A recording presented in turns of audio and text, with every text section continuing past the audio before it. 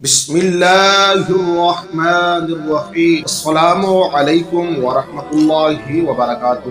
سامعین کرام، میں امید کرتا ہوں سب خیریت سے ہوں گے۔ سامعین کرام، آج پھر آپ کا بھائی حضور غوث اعظم جیلانی رحمۃ اللہ علیہ کی سیرت میں 12واں حصہ آپ کے سامنے بیان کرنے کے لیے حاضر ہوا ہے۔ انشاءاللہ آج بہت ہی عمدہ باب آپ کے سامنے رکھنے کے لیے آیا ہوں۔ ویڈیو مکمل دیکھیے گا۔ جس غوث کے دیوانے نے ہمارا چینل سبسکرائب نہیں کیا، چینل سبسکرائب کر دیجئے گا۔ حضور سیدنا غوث اعظم رضی اللہ تعالی عنہ نے جس عہد میں آنکھیں کھولی وہ عالم اسلام کے ادبار و انتشار کا عہد تھا۔ بدعملی و بد کرداری، اخلاقی زوال، قتل و غارت گری اور ظلم و ستم ہر سو دور دورہ تھا۔ رعایا سے لے کر امراء و سلاطین تک سوز و ساز اور چنگ و رباب کے رسیا ہو چکے تھے۔ چنانچہ مشہور عالم دین اور ادیب و مترجمہ علماء علامہ شمس بریلوی نے اس وقت کے مذہبی و سیاسی حالات کا تذکرہ یوں قلم بند فرمایا: 5ویں 6 صدی ہجری کی وہ تباہ کاریاں و بربادیاں جنہوں نے عرب، عراق، شام اور مصر کو طے و بالا کر دیا تھا۔ عالم اسلام میں قیامت صغریٰ برپا تھی۔ امن و امان رخصت ہو چکا تھا۔ ہر طرف افراتفری کا عالم تھا۔ خاص طور پر 6 صدی ہجری ایک بہت ہی پر اشوب اور پرفتن صدی گزری ہے۔ تمام عالم اسلام سیاسی انتشار کی زد میں تھا۔ بڑے بڑے فکری و علمی بحران آئے اور اچھوں کے پیر اکھڑ گئے۔ بغداد جس کو کبھی عالم اسلام میں مرکزیت کا شرف حاصل تھا، اس کی مرکزیت روب زوال تھی۔ سیاسی انتشار اور اقتدار کی کش مکش نے طوائف الملوکی کی صورت اختیار کر لی اور اس طوائف الملوکی نے اسلام کی عظیم سلطنت کے حصے بکھرے کر دیے۔ اللہ جل شانہ نے ایسی تاریک فضا، پر اشوب ماحول اور عالم بلا خیز میں انحطاط و تنزل میں پھنسی ہوئی قوم کو عروج و ارتقاء کی منزل عطا کرنے، انتشار بکف ملت کی زلف برہم سوارنے، اخلاقی و مذہبی پستی سے نکال کر عظمت و رفعت اور علم و عمل کے بلند مینار پر پہنچانے، ایمان و یقین کی بہار لانے اور دین حنیف میں نئی زندگی اور تر و تازگی پیدا کرنے کے لیے حضور سیدنا غوث اعظم رضی اللہ تعالی عنہ کو منصع شہود پر جلوہ گر فرما کر مردہ دل انسانیت اور زوال پذیر ملت کو حیات نو بخشنے کا سامان فراہم فرما دیا۔ چنانچہ آپ کی ذات ستودہ صفات نے اپنے کردار و عمل، گفتار و کردار اور مواعظ نصاح عالم اسلام کے اس تاریک دور کی اصلاح و فلاح کے لیے جو کارہائے نمایاں انجام دیے اور دین متین کو جس آسمان عروج پر پہنچایا، تاریخ کا ورق اس کی شہادت دے رہا ہے۔ بطور نمونہ چند امور سپرد کرداس کیے جا رہے ہیں۔ یہ حقیقت مثل آفتاب درخشندہ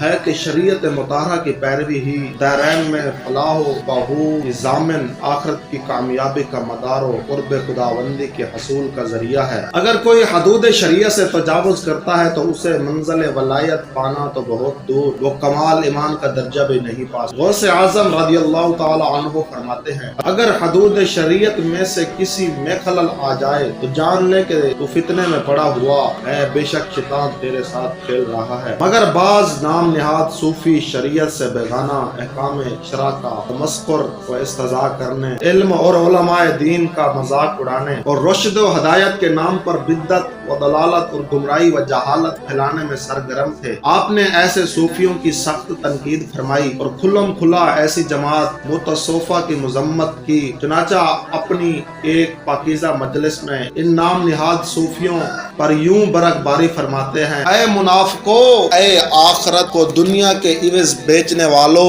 اے حق کو مخلوق کے عوض اور باقی کو فانی کے عوض بیچنے والو، تمہارے کاروبار تجارت میں ٹوٹا ہے اور تمہارا اصل مال بھی غارت ہو گیا ہے۔ تم پر افسوس کہ تم اللہ کے غضب و غصے کا خود کو نشانہ بنانے والے ہو، کیونکہ جو ایسی چیز سے اپنا بناؤ سنگار کرتا ہے جو اس میں نہیں ہوتی، اس پر اللہ تعالی غصہ فرماتا ہے۔ تو مکاری نہ کر، اپنے زہر کو اداب و شریعت سے اور اپنے باطن کو اس میں مخلوق کے نکال دینے سے آراستہ کر۔ اے غلام، تیرا نفاق، تیری فصاحت و بلاغت اور چہرے کے زار بنا لینا اور تیرے پیوند گانٹھ لینے اور مونڈوں کے سیکٹر لینے اور رونے رلانے سے خدا کی بارگاہ سے تیرے ہاتھ کچھ نہ آئے گا۔ یہ تمام باتیں تیرے نفس شیطانی اور مخلوق کو شریک خدا سمجھنے اور ان سے دنیا طلبی کے سبب سے پیدا ہو گئی ہیں۔ ذرا سوچ، ایک بزم عالم آپ نے ایسے لوگوں کو یوں اصلاح فرمائی: اے خانقاہوں میں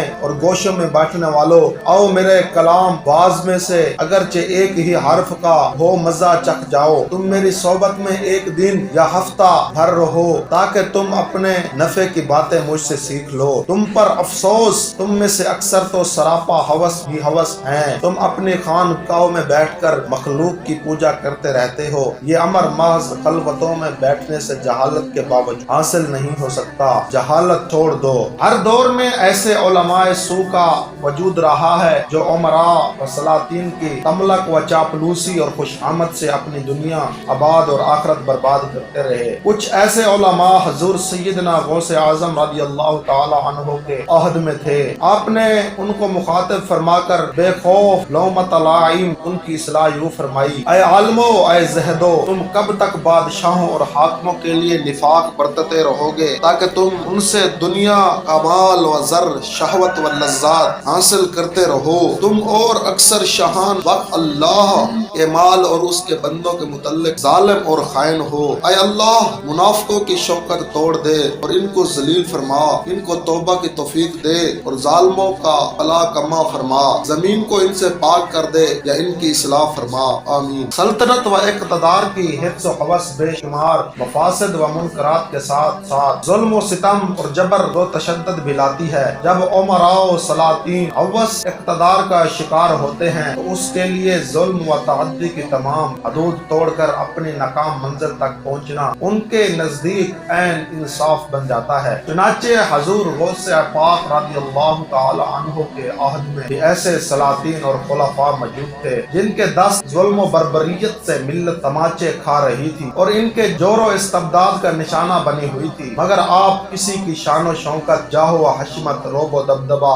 اور سطوت و حکومت سے کبھی مرغوب نہ ہوئے اور بے خوف و خطرہ ایسے ظالم حکمرانوں کو ظلم و ستم سے روکا اور ان کی اصلاح یوں فرمائی۔ اس حوالے سے علامہ شتنوفی رحمت اللہ علیہ نے متعدد واقعات بیان کیے ہیں، جہاں ایک واقعہ جو بڑا ہی نصیحت امیز عبرت خیز درج کیا جاتا ہے۔ آپ فرماتے ہیں غوث پاک کی خدمت میں بادشاہ مستنجد باللہ ابو المظفر یوسف حاضر ہوا۔ اس نے آپ کو سلام کیا اور نصیحت چاہی۔ آپ کے سامنے 10 تھیلیاں رکھ دی جن کو 10 غلاموں نے اٹھا رکھا تھا۔ آپ نے فرمایا مجھے ان کی حاجت نہیں اور قبول کرنے سے انکار کیا تو اس نے بڑی عاجزی کی۔ تب آپ نے ایک تھیلی تو اپنے دائیں ہاتھ میں پکڑی اور دوسری بائیں ہاتھ میں، دونوں کو ہاتھ سے نچوڑا تو خون ہو کر بہہ گیا۔ آپ نے فرمایا کہ اے ابو المظفر، کیا تم خدا سے نہیں ڈرتے کہ لوگوں کا خون پیتے ہو اور میرے سامنے لاتے ہو؟ وہ بے ہوش ہو گیا۔ ایک مرتبہ بادشاہ وقت خلیفۃ المقتدی لامر اللہ نے قاضی ابو الوفا یحییٰ بن سعید بن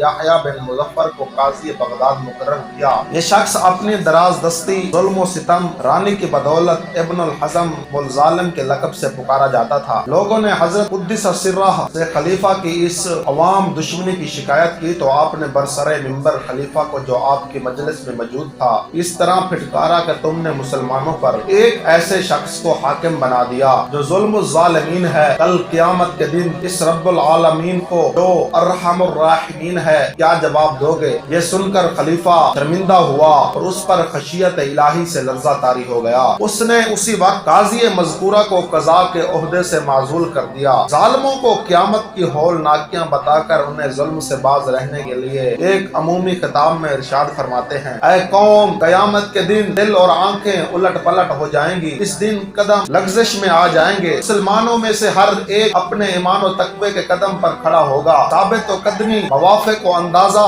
ایمان کے ہوں گی۔ اس دن ظالم اپنے ہاتھوں کو کاٹ کاٹ کھائے گا، کیوں اور کیسے ظلم کیا تھا۔ بغداد معلیٰ جو کبھی علم و فن اور عظمت و وقار کا بلند مینار تھا، چھٹی دہائی میں اس کی عظمت کا بلند مینار بھی زمین بوس ہو چکا تھا۔ طہارت و پاکیزگی اور شرافت و پرہیزگاری کے بجائے فسق و فجور، معصیت و نافرمانی، عیاشی، فحاشی اور بدکاری کا دور دورہ تھا۔ غرض یہ کہ بغداد کا پورا معاشرتی سماجی نظام ہلاکت کے بھنور میں ہنس چکا تھا۔ حضور سیدنا غوث اعظم رضی اللہ تعالی عنہ نے بغداد کی عوام کی عیش و عشرت میں ڈوبی ہوئی زندگی کو تباہی و بربادی کے طوفان سے نکال کر منزل مقصود تک پہنچانے اور ہر ممکن طریقے سے ان کی اصلاح کی جدوجہد فرمائی۔ چنانچہ خصوصیت کے ساتھ اہل بغداد کو مخاطب کرتے ہوئے فرماتے ہیں: اے بغداد کے رہنے والوں، تمہارے اندر فاق زیادہ اور اخلاص کم ہو گیا ہے، اقوال بلا اعمال بڑھ گئے ہیں اور عمل کے بغیر قول کسی کام کا نہیں۔ تمہارے اعمال کا بڑا حصہ جسم بے روح ہے، کیونکہ روح اخلاص توحید ہے اور سنت رسول اللہ پر قائم ہے۔ غفلت مت کرو، اپنی حالت کو پلٹو تاکہ تم کو راہ مل جائے۔ جاگ اٹھو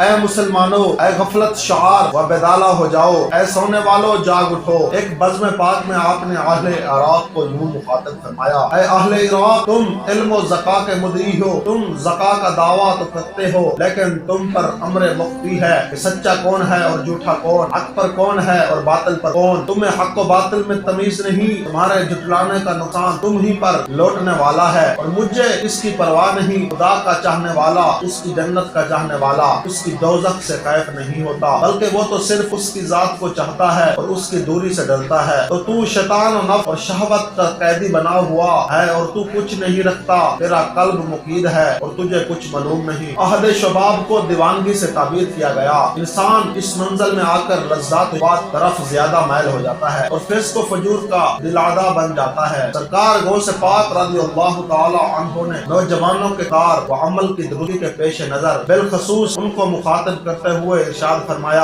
اے نوجوانوں، تم توبہ کرو، کیا تم اللہ کو نہیں دیکھتے؟ وہ بلا سے تمہاری آزمائش کرتا ہے تاکہ تم توبہ کر لو، مگر تمہیں سمجھ نہیں آتی اور اس کے گناہوں پر اصرار کر رہے ہو۔ اور اس زمانے میں سوائے عقاد کا مخصوص آدمیوں جس کی بھی آزمائش بلا سے ہو رہی ہے، اس کے لیے آزمائش عذاب ہے نہ کہ نعمت، گناہوں کی سزا ہے نہ کہ درجوں میں اور کرامتوں کی زیادتی۔ اے قوم، تم بارگاہ خداوندی میں اپنے نفوس کے پیش کرنے اور ان کی جانچ پڑتال میں تاخیر نہ کرو، اس بارے میں اپنے نفوس پر قبل آخرت دنیا ہی جلدی کر لو۔ ارشاد نبوی صلی اللہ علیہ وسلم ہے: اللہ تعالیٰ اپنے نیک بندوں پر جنہوں نے دنیا میں پرہیزگاری کی ہے حساب کرنے میں شرمائے گا، حساب نہ لے گا۔ تقوی اختیار کرو ورنہ کل تیرے گلے میں رسوائی کی رسی ہوگی۔ تو تصرفات دنیا میں تقوی کر ورنہ تیری خواہشات دنیا و آخرت میں سراپا حسرتیں بن جائیں گی۔ آپ کے ان مواعظ حسنہ خطابات حکیمانہ کا یہ اثر ہوا کہ بغداد جو عیش و اضطراب کا گوارا اور رندی و سرمستی کا ٹھکانہ تھا، جہاں کے نوجوان رئیس زادے شرفاء آداب شرافت اور سیادت بھلا چکے تھے، بہت جلد راہ راست پر آ گئے۔ ان کی سرمستیاں مانند پڑ گئیں۔ ہزاروں افراد نے آپ کے دست حق پر توبہ کی۔ صرف مسلمان ہی طیب نہیں ہوئے بلکہ صدہا یہودیوں اور عیسائیوں نے اسلام قبول کیا۔ چنانچہ مورخین کا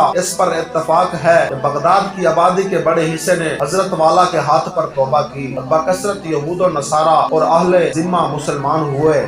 دوستو، اس حصے کا یہیں پر اختتام ہوا۔ ملتے ہیں حصہ نمبر 13 میں۔ جس بھائی نے پچھلے 11 حصے نہیں دیکھے، میں نے بائیو میں بھی لنک لگا دیا ہے، تو جا کر ہمارے چینل پر دیکھ رہا ہے۔ جس بھائی نے ہمارا چینل سبسکرائب نہیں کیا، چینل سبسکرائب کر لیجئے اور ساتھ ہی بیل آئیکن کا